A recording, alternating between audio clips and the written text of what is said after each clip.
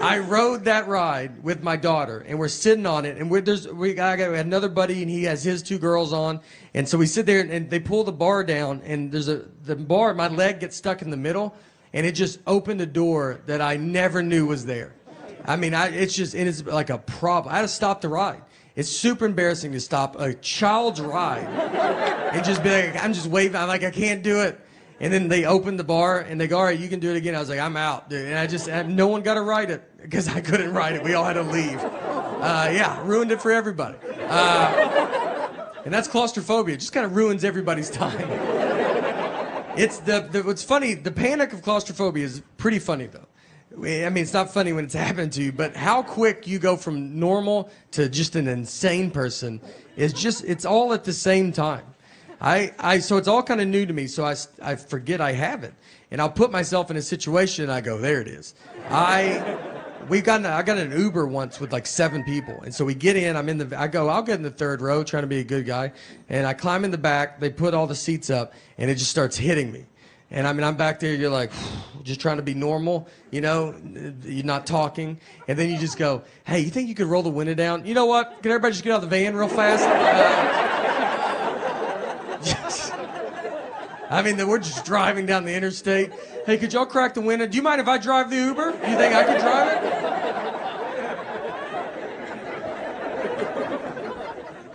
So I was born in 1979. And the reason I say that, because if you are my age or just right around my age, very like maybe 78 to 80, you might realize, or maybe you don't know, I've never been called a millennial or Generation X. I've never even really heard any of those terms growing up.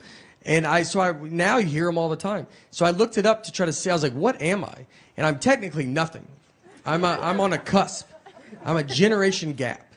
And what we are called, Zennials, or we're called the Oregon Trail generation, or we are called, my favorite name is the lucky ones. And it's true, we're very lucky. We actually grew up in 2 different worlds. When I was a kid, I grew up like it was the 50s. Like you would go outside and your parents just didn't know where you were. We went to school and played Oregon Trail on a computer at school. No one had a computer at home. It's like, what are you, a zillionaire? Like, I mean, you could. But then in high school, I had AOL. You know, we had a computer at home. Then I got a beeper. And then I got a cell phone.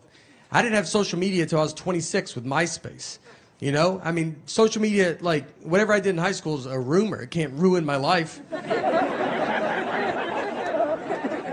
So if you're around my age, you might realize, like, you just end up always kind of being in the middle. Like, I understand when a Gen Xer says something, you're like, I get it. And millennial says something, you're like, no, I get it. You always just feel in the middle. And these groups all hate each other. And the most I've ever felt where I was in the middle was just this one hotel that I stayed at. So a lot of hotels now, they have Chromecast, and you can watch like Netflix in your hotel room. So I get in my room, and I turn it on, and my Chromecast is not working. So I call down to the front desk, and the oldest voice I ever heard answered the phone. This guy was a Civil War survivor. I mean, he was the age where you just go, thank you for your service. And it's like, was in the Army? You're like, probably, man. I mean, there's an age where like they all had to go at that age, so just say it. So I tell him, I go, hey, my Chromecast is not working. And I could have just made up a word. I mean, he's never heard of that. I could have said, my beatbot broke. I mean, he asked if I was staying at that hotel. That's how, he goes, are you staying here? I was like, do you think I've called a front desk from a different hotel room? So he goes, look, I don't know what this is, but there's a younger guy here. I'm going to send him up. He'll be able to help you. And I was like, great. So that guy comes up, and he knocks on my door. I open it. He's my dad's age. And I mean, right when I see him, you're like, all right, dude, we don't have to do this. You know, I mean, I know you've heard of it, but if I can't fix it, you're not going to be able to fix it. But he's the generation that still wants to give it a try. So I got to let him in. So he comes in my room, sits on my bed, a little too far back, I thought. I just remember like the back of his calves were touching the bed, and I was like, are your feet dangling? How far back are you going to go? Are you cold? Do you want some covers, man? He gets the remote and just starts pressing all the buttons, and I said, I don't know if that's going to do it. And he goes, let's just keep trying it, though. I go, all right. I'm gonna turn the shower on, open a window, let's try everything, you know? Let's just see, maybe it turns on, who knows? Maybe it's all connected. So we can't get it, and he goes, all right. He goes, there's a younger guy. He's about to come to work. And at this point, I'm like, I'm the younger guy, man. I was like, it's all right, dude, I don't need it. And he goes, no, it's a millennial. And I was like, all right, now we're getting somewhere, you know? This is what the millennial does. He was born with technology. He's gonna know how to fix this. I was excited. I was like, great. He goes, he comes to work in an hour. I go, wonderful. And let me tell you, you know how quick that millennial fixed it? Well, I'll never know, because he just didn't come to work that night. So,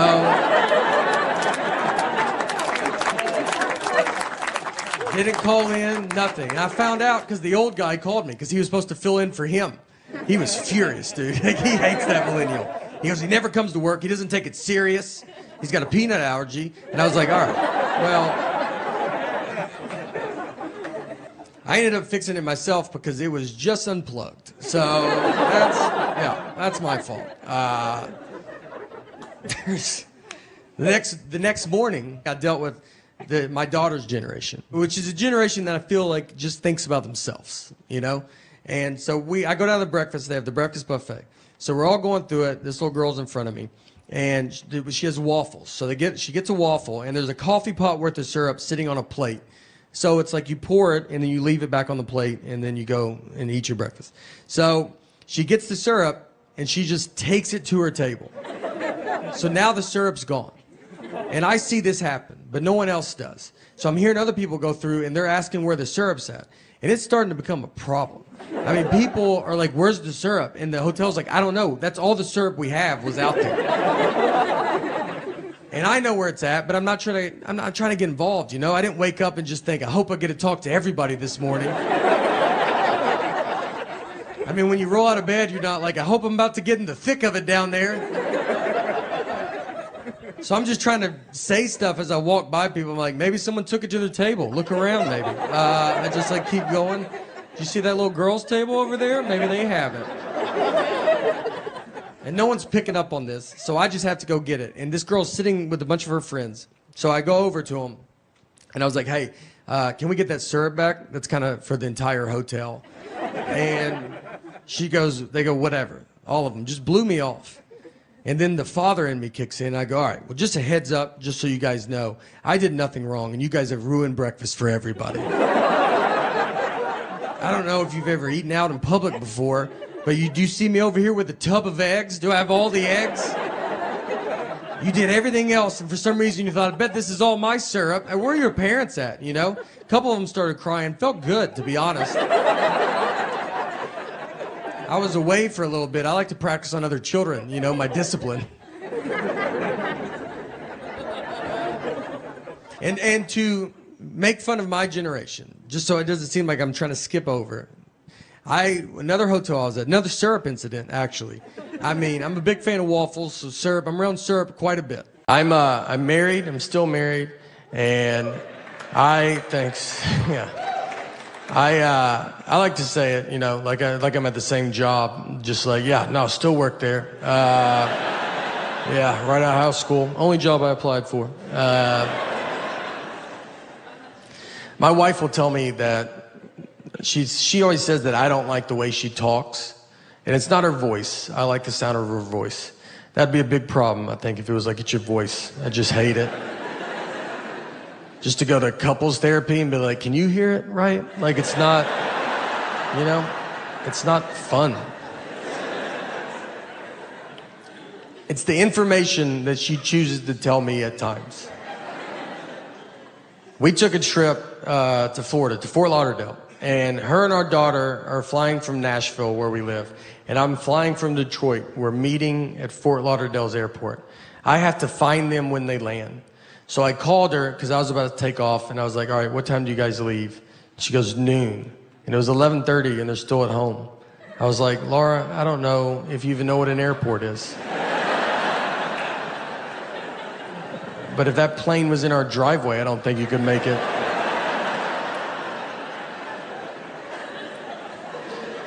And she said, that's what time we leave for the airport. Our flight's not till 1:30. And I was like, all right.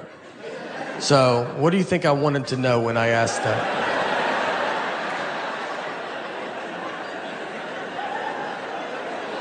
Is that what you thought the best time you could give me was a time that means nothing to nobody? What time did you go to bed last night? Just tell me that, and I'll just look up all the planes that land in Florida, and I'll guess which one I think you're on. She said, I'm sorry I don't talk the way you want me to talk. I'm like, I want you to talk like a regular person, all right? Like you've been around people before, you know? We didn't talk in Florida, I'll tell you that.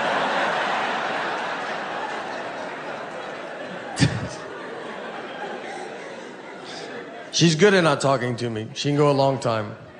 She could do her whole marriage career. Marriage fights are great because they're all very dumb. I would say 90% of them are dumb. 10% the cops show up. But we got in a fight once over chocolate milk. We didn't talk for 24 hours. What happened is I brought chocolate milk home, and she was like, why did you bring it home? And I was like, you're supposed to drink it after you work out. And she was like, that's not true. And I was like, well, there's a commercial on TV that probably looked into it more than you did. So I decided to listen to them. And she said, that's just the milk people pushing chocolate milk. And I was like, you don't even know what that statement means. You don't know if there's milk people. And I think chocolate milk's doing fine. I don't think they're sitting on barrels of it. And they're like, we got to make up a lie. We got to get rid of this chocolate milk.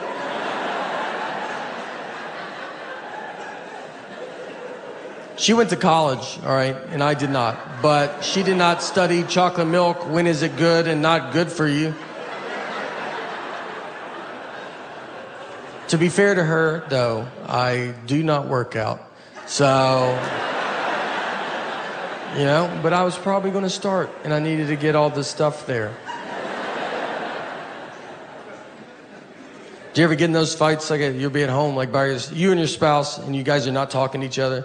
And you're in the house together, no kids, the house is quiet, and you just stay on opposite ends and then you pass each other in the hallway.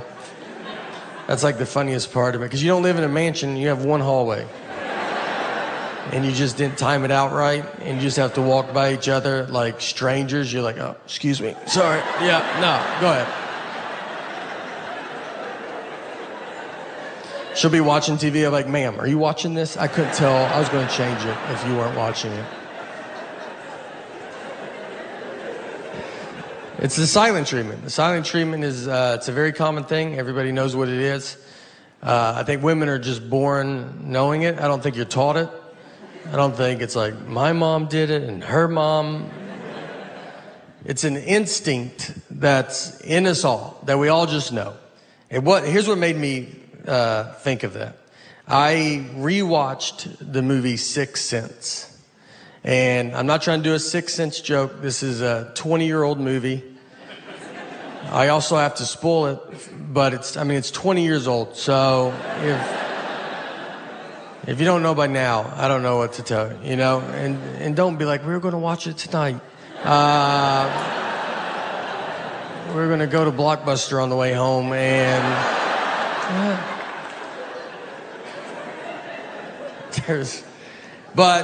so he's dead the whole time, and I don't know. I mean, that's, if you haven't seen it, it's a pretty big part of it. But for those that have, think about when you watched it. When we all saw this movie for the first time, none of us knew he was dead. That was the biggest surprise we've ever seen in our life, you know? We just thought his wife wasn't talking to him for like a year. That made more sense to us than him possibly being dead.